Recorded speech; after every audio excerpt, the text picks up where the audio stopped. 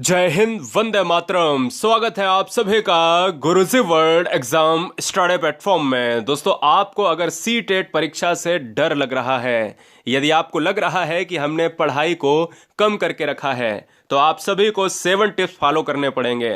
हमारे वर्षों का अनुभव आपको इस परीक्षा में टॉप कराएगा।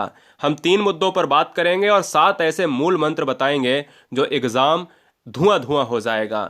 देखिए, कौन सा विकल्प सीटेट परीक्षा में चुनना है जो एग्जाम क्वालिफाई हो जाए। टैग वर्ड से, अगर टैग वर्ड कुछ हम बता देंगे जिसमें आप सही सही अगर आप देख लोगे 30 मिनट में ही आधे से ज्यादा पेपर आप सॉल्व कर लेंगे। हमारे वर्षों का अनुभव आपको इस परीक्षा में कैसे टॉप कराएगा, कम समय में अधिक नंबर कैसे प्राप्त करें। देखिए, डिप्रेशन पहली बात, हर बच्चों में के अंदर एक समस्या आ जाती है कि वो बच्चा तनाव ले लेता है, परेशान हो जाता है, कुंठाग्रसित हो जाता है। ये नहीं लेना है। आप सभी को 7 टिप्स बताने से पहले मैं बता दूं कि 150 नंबर का पेपर होता है। 75 के 75 कॉन्सेप्ट वाले प्रश्न आते हैं, 75 पैडागोजिकल कॉन्सेप्ट आते हैं। ठीक है ना। तो चलिए हम टिप्स नंबर फर्स्ट पर आते हैं। बहुत ध्यान से समझने की जरूरत है।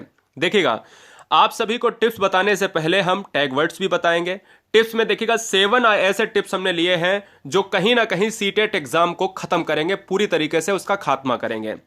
ध्यान से देखिएगा कि अगर आप परेशानी में हैं, एग्जाम हॉल में हैं और ऑनलाइन पेपर में बैठे हुए हैं, ऑनलाइन पेपर दे रहे हैं या दे रही हैं, समझिएगा, बड़ा आंसर आपको चुनना है। याद रहे कि वो आंसर पॉजिटिव हो। आप परेशान हैं कि क्वेश्चन आ ही नहीं रहा है, ऐसे कम से कम 50 से 60 प्रश्न होते हैं जो बच्चे को ये परेशान करते हैं कि अरे इनमें आंसर क्या होगा, ए होगा, बी होगा, सी होगा, डी होगा। उस समय असमंजस की प्रक्रिया में आपको ये रूल फॉलो करना है कि बड़ा आंसर आपको चुन लेना है, बट कंडीशन ये है कि वो आंसर पॉजिटिव होना चाहिए और पॉजिटिव क्वेश्चन पूछा जाना चाहिए।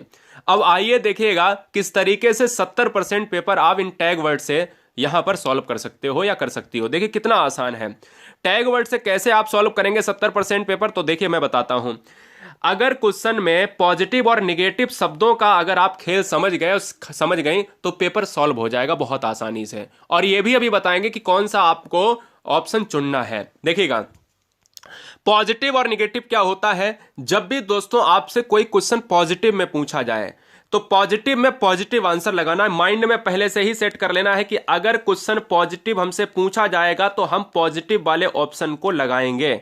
और पॉजिटिव हम वर्ड बताए दे रहे हैं कि कौन से ज्यादातर पूछे जाते हैं। अगर क्वेश्चन में पूछा जाए निगेटिव, जैसे इनमें से कौन सा विकल्प नहीं हो सकता है, बच्चे को पढ़ाने के लिए कौन सी प्रक्रिया नहीं अपनानी चाहिए, तो निगेटिव के लिए नहीं वाले शब्दों में नकारात्मक प्रश्नों के लिए नकारात्मक विकल्प आपको चुनना है। ये नकारात्मक और सकारात्मक विकल्प क्या होते हैं अब मैं आपको बताता हूं। जैसे अगर प्रश्न सकारात्मक पूछा जाए, पॉजिटिव पूछा जाए, तो उसमें सबसे ज्यादा आंसर आपको ऑप्शंस में क्या लगाने हैं, चर्चा अवसर, यानी बच्चे को अवसर दीजिए, बच्चे को चर्चा में शामिल कीजिए। ये वाला अगर दिख जाए तुरंत आंख बंद करके लगा दीजिएगा। याद रहे कि क्वेश्चन पॉजिटिव में पूछा जाए। बच्चे को प्रोत्साहित कीजिए या प्रोत्साहन देना तुरंत ठोक दीजिएगा अगर ये मिल जाए।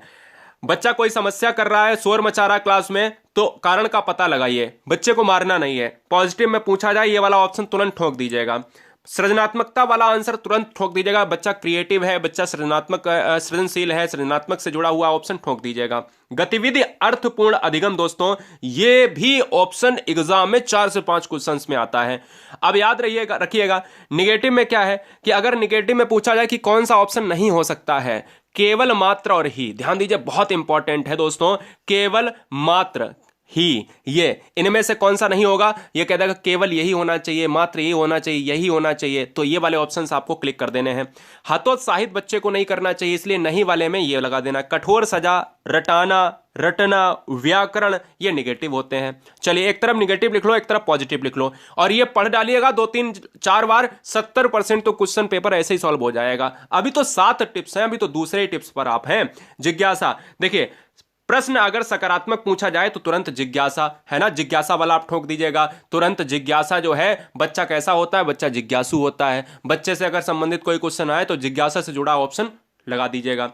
अगर क्वेश्चन में बाल केंद्रित दिख जाए तो तुरंत लगा दीजिए आंख बंद करके। अगर प्रश्न पॉजिटिव है, सकारात्मक है, अगर उसमें नहीं आया है तो तुरंत आप बाल केंद्रित लगा दीजिएगा। हस्तपरक गतिविधि, बच्चे को हस्तपरक गतिविधि पर आधारित शामिल कीजिएगा उसको। त्रुटियां अधिगम का हिस्सा होती हैं। कहा नहीं जाता कि अगर बच्चा जो है बार बार गलती कर रहा है तो बताइए क्या करेंगे। अरे भाई, त्रुटियां एक अधिगम का हिस्सा होती हैं, ये वाला ऑप्शन चुन लेना, कोई दिक्कत नहीं है। करके सीखना, ऐसे 7 से 8 क्वेश्चन मिलेंगे, पर्यावरण पे भी मिलेंगे, हिंदी में भी मिलेंगे आपको और बाल विकास में भी मिलेंगे। निगेटिव वाले साइड में लिख रहे होगे शिक्षक केंद्रित। देखिए बाल केंद्रित आपका पॉजिटिव है और शिक्षक केंद्रित आपका निगेटिव है। क्या नहीं करना चाहिए? तो बच्चे को कंठस्थ नहीं कराना चाहिए। क्या नहीं करना चाहिए? बच्चे को दंड देना, सजा देना नहीं है। क्या कैसे नहीं पढ़ाना चाहिए? पुस्तक को ही नहीं पढ़ाना चाहिए, बच्चे को बाहरी वातावरण से भी जोड़ना चाहिए, हतोत्साहित नहीं करना चाहिए। ठीक है, याद रखिएगा। और लास्ट स्लाइड में हम टिप्स 2 में हम कुछ और बता देते हैं, फिर चलेंगे टिप्स 3 पर, जो है बहुत ही जबरदस्त तरीके से हम अभी इस पर क्वेश्चन भी कर लेंगे एक। ठीक है, तो चलिए देखिएगा यहां पर क्या है, बच्चे को दैनिक जीवन से जोड़ना। क्वेश्चन में 2 से 3 क्वेश्चन ऐसा ही मिल जाएगा, 100% मिल जाएगा। समावेशी शिक्षा वाला क्वेश्चन 1 नहीं 2 नहीं बल्कि 3 से 4 मिलेंगे। ऑप्शंस में आ जाए समावेशी शिक्षा और सकारात्मक है तो समावेशी शिक्षा से जुड़ा हुआ सकारात्मक ऑप्शन आपको चुन लेना है। विभिन्न संदर्भों में भाषा का प्रयोग करना, ये वाला 3 से 4 क्वेश्चन आपको मिलेगा। तुरंत आपको देखना है ये वाला क्वेश्चन जो है, ऑप्शंस अगर मिल जाए तुरंत मार देना, जबकि याद रहे कंडीशन ये है कि प्रश्न सकारात्मक होना चाहिए। दृश्य श्रव्य सामग्री, बच्चे को कैसे आप पढ़ाएंगे? दृश्य श्रव्य सामग्री आ रहा तो इससे बढ़िया पेडागोजी का ऑप्शन नहीं हो सकता है। विविध गतिविधियां अगर आप क्लासरूम में करा रहे हो, करके सिखा रहे हो, हस्तपरक गतिविधियां करा रहे हो, तो इससे अच्छा आंसर हो ही नहीं सकता है। ये टैग वर्ड्स हैं, ध्यान दीजिएगा। निगेटिव में क्या होगा? निष्क्रिय, तो यहां सक्रिय हो जाएगा। उच्च शिक्षा की बात करेंगे, ग्रेडिंग अंक की बात करें, बच्चे को कभी उच्च शिक्षा की तरफ नहीं ले जाना है। बच्चा जो कर रहा है उस समय उसकी शिक्षा दीजिएगा। ग्रेडिंग अंक के आधार पर बच्चों को विभाजित नहीं करना है। लैंगिक असमता, कभी भी बॉय और गर्ल में अंतर नहीं करना है कि बच्चे को एक संगीत के लिए, लड़की को संगीत के लिए तैयार करो और लड़के को वो बनाओ। बराबर का हिस्सा होना चाहिए, लड़कियों को लड़के को बराबर का हिस्सा देना है। लड़कियां क्या गणित में कमजोर होती हैं, लड़के ठीक होते हैं, तो तुरंत लैंगिक असमता वाला तुरंत ऑप्शन ठोक दीजिएगा। व्याख्यान या व्याख्या करना, ये अगर आ जाए तो ये निगेटिव होता है, तो नहीं वाले में निगेटिव ऑप्शन लगाना है और सही वाले में, सकारात्मक वाले में आपको पॉजिटिव आंसर लगाना है। टिप्स नंबर 3 देखिएगा, बच्चे को सम्मान देना है आपको। अगर आपको सीटेट एग्जाम पास करना है तो बच्चे को आपको क्या करना है? सम्मान देना है। समझो बच्चा भगवान है, समझो बच्चा भगवान है। कैसे? अगर आपने ये 2 पॉइंट अगर आपने टिप्स नंबर 3 में सीख लिए, देखिए अगर आपको सब्सक्राइब करना है या नहीं करना ये कोई मैटर नहीं करता है। यदि आपको सिलेक्शन लेना है तो जरूर हमारे साथ पढ़िएगा, मेरी बात ध्यान से पढ़िएगा। मुझे सब्सक्रिप्शंस इंपॉर्टेंट नहीं रखता, मेरे लिए सिलेक्शंस इंपॉर्टेंट रखता है। आज 3 से 4 मिलियन बच्चे गुरुजी वर्ल्ड एग्जाम स्टडी पर पढ़ते हैं। लाखों बच्चे एक सरकारी विद्यालय में शिक्षिका और शिक्षक बन चुके हैं। अगला नंबर आपका है, बहुत दम लगा देना है मतलब इस बार, ठीक है ना। तो आप देखिए हम पॉइंट पर आते हैं कि टिप्स नंबर 3 में देखिएगा, बच्चे को सम्मान देना है और समझो बच्चा भगवान है। कैसे? अगर सीटेट एग्जाम में आप ये समझ गए, क्वेश्चन कर रहे होंगे जिस समय या कर रही होंगी आप जिस समय, तो बच्चे को भगवान समझ लेना है। जैसे क्वेश्चन आपके सामने अगर आ जाए कि एक बच्चा क्लासरूम में शोर मचा रहा है, आप शिक्षक के नाते क्या करेंगे? आप शिक्षिका के नाते क्या करेंगी? आप उसे दंडित करेंगे, उसको क्लास से बाहर कर देंगे, शोर मचाने का कारण जानेंगे, उसके माता पिता को स्कूल में बुलाएंगे। तो कभी भी दोस्तों आप बच्चे को दंडित नहीं कर सकते, क्योंकि हमने क्या कहा है? बच्चा भगवान है। बच्चे को आपको सम्मान देना है कि हे प्रभु, आप कितना भी शोर मचाओ, कितना भी उद्दंडता आप कर लो, लेकिन हम लोग, हमारे जमाने में क्या होता था कि हम लोग कूट दिए जाते थे, है ना, याद है ना आप सभी को, आपको खुद ही पता होगा। तो यहां पर क्या है? बच्चे को मारना नहीं है, कभी भी बच्चे को मारना नहीं है। माता पिता का कोई काम नहीं है, क्योंकि एक शिक्षक और शिक्षिका पढ़ा रही तो वही कंट्रोल करेगा या करेगी। शोर मचाने का कारण जानेंगे, इससे बेस्ट आंसर नहीं होगा। कभी भी बच्चे को बाहर नहीं निकालना है, कभी भी बच्चे को दंडित नहीं करना है, कभी भी बच्चे को मुर्गा नहीं बनाना है, कभी भी बच्चे को कुछ भी नहीं करना है, ठीक है ना। चलिए टिप्स नंबर 4 पर आइएगा कि आसान प्रश्न के लिए ध्यान दीजिएगा। आसान प्रश्न के लिए सबसे अधिक समय एवं कठिन प्रश्न के लिए सबसे बड़े विकल्प का चयन करें। याद रहे सीटेट एग्जाम में विकल्प कौन सा चुनना है, इस पर हम आने वाले 1-2 फैक्ट आपको बताने वाले हैं कि आसान प्रश्न के लिए सबसे अधिक समय आपको देना है। अब आप कहोगे ये सर कौन सा सिस्टम है जो आप बता रहे हो, ये तो कैसे, ये कैसे सटीक बैठ रहा है सीटेट में। अरे आसान प्रश्न को आप जिस समय पेपर देके आते हो, आती हो, उस समय घर में आने के बाद आपको पता चलता है कि अरे ये क्वेश्चन कैसे गलत हो गया। तो ऐसे क्वेश्चन आपके कितने होते हैं? लगभग 8 से 9 प्रश्न, 9 से 10 प्रश्न होते हैं जो आसान आप गलत करके आते हो, आती हो। ये नहीं करना है। आसान प्रश्न अगर आपने 8, 9, 10 अगर कर दिए तो लाखों की रेस में आप पीछे हो चुके हैं पहले से ही। सिंपल सी बात। आसान प्रश्न के लिए आपको सबसे अधिक समय देना है और कठिन प्रश्न है उसके लिए आपको एक ही ट्रिक इस्तेमाल करनी है कि पॉजिटिव के लिए सबसे बड़ा आंसर चयन करना है और निगेटिव के लिए उसके निगेटिव के हिसाब से सबसे बड़ा आंसर चुनना है।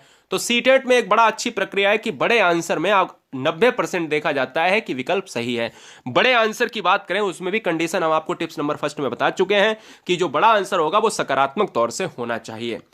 टिप्स 5 में यह है कि भैया हमारा जो मूल मंत्र 5 नंबर का है वो क्या है, ये बहुत अच्छी तरीके से आपको एग्जाम को पास कराने में मदद करेगा। कैसे कि उपरोक्त सभी वाला विकल्प आपको चुन लेना है या ए बी दोनों वाला विकल्प आपको चुन लेना है। उपरोक्त सभी या ए बी दोनों विकल्प जैसे ऑप्शन को आपको चुनना है अधिक मात्रा में। याद ये रहे आपको कि जैसे अगर ए ऑप्शन में दिया है, बी ऑप्शन में दिया है, सी ऑप्शन में दिया है, डी ऑप्शन में दिया है, तो ए कोई स्टेटमेंट दिया, बी कोई दिया है, तो सी में दिया है कि ए बी दोनों होने चाहिए तो वो चुन लीजिएगा, या नीचे दिया गया सभी तो सभी चुन लीजिएगा। ये 90 से 99% अभी तक देखा गया है सीटेट परीक्षा में उपरोक्त सभी या ए बी दोनों जैसे विकल्प को ज्यादातर माना गया है। तो उस समय पहले तो आपको ये कंडीशन याद रखनी है कि हमें कॉन्सेप्ट अगर क्लियर है तो हमारा आंसर क्लियर हो जाएगा। अगर हमें नहीं आ रहा है, पढ़ाई कम करके रखी है, उस परिस्थिति में हमको ये टिप्स नंबर 5 जो है बहुत अच्छे से चुनना है। टिप्स नंबर 6, प्रश्न के विकल्पों को करने से पहले देखें कि कौन सा ऑप्शन नहीं हो सकता है। मतलब नहीं हो सकने का मतलब है कि ए विकल्प है, बी विकल्प है, सी विकल्प है, डी विकल्प है, 4 ऑप्शन दिए हैं तो ये देखिएगा कि हमें ऑप्शन मारने से पहले हमें जल्दबाजी नहीं करनी है।